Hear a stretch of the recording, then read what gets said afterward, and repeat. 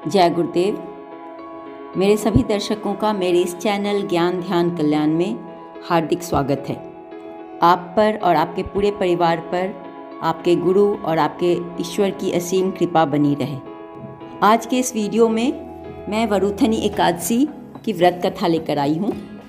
कथा शुरू करने से पहले कमेंट में भगवान विष्णु की जय जरूर लिख दें, और अगर अभी तक आपने इस चैनल को सब्सक्राइब नहीं किया है तो सब्सक्राइब कर लें। आइए अब हम लोग जानते हैं वैशाख मास के कृष्ण पक्ष में पड़ने वाली एकादशी, जिसे वरुथनी एकादशी के नाम से जाना जाता है, इसकी व्रत कथा के बारे में। वरुथनी एकादशी का व्रत सौभाग्य देने वाली है, हमारे सब पापों को नष्ट करने वाली है, हमें नकारात्मक ऊर्जा से मुक्त करती है और अंत में मोक्ष प्रदान करती है। यह एकादशी दरिद्रता का नाश करती है और कष्टों से मुक्ति दिलाने वाली भी मानी जाती है। यह एकादशी इस लोक और परलोक में भी सौभाग्य प्रदान करती है। वरुथनी एकादशी का फल 10,000 वर्ष तक तप करने के बराबर होता है।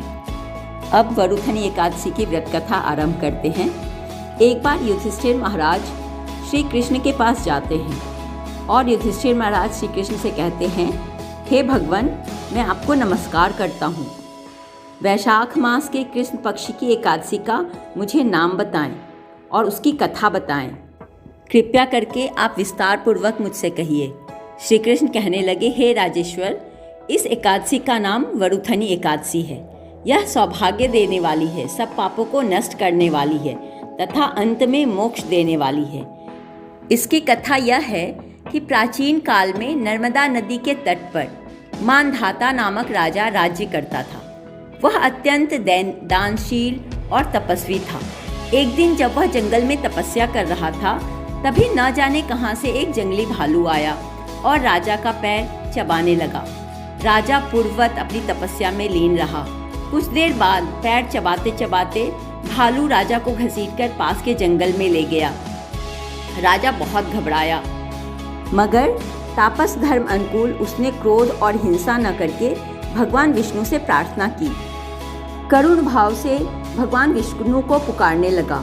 उसकी पुकार सुनकर भगवान श्रीहरि विष्णु प्रकट हुए और उन्होंने चक्र से भालू को मार डाला।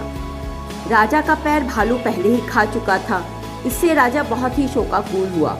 उसे दुखी देखकर भगवान विष्णु बोले, हे वत्स, शोक मत करो, तुम मथुरा जाओ और वरुथनी एकादशी का व्रत रखकर मेरी वराह अवतार मूर्ति की पूजा करो। उसके प्रभाव से पुनः सुदृढ़ अंगों वाले हो जाओगे। इस भालू ने तुम्हें जो काटा है, यह तुम्हारे पूर्व जन्म का अपराध था।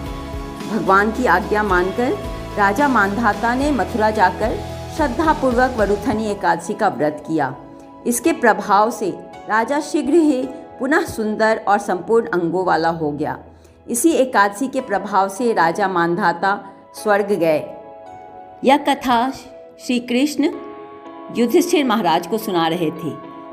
अंत में श्री कृष्ण कहते हैं कि हे राजेश्वर, जो भी व्यक्ति भय से पीड़ित है, उसे वरुथनी एकादशी का व्रत रखकर भगवान विष्णु का स्मरण करना चाहिए।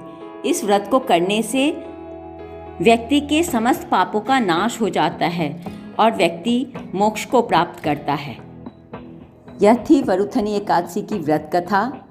मेरे सभी दर्शकों को वरुथनी एकादशी की ढेर सारी शुभकामनाएं। ओम नमो भगवते वासुदेवाय। भगवान विष्णु की जय। धन्यवाद।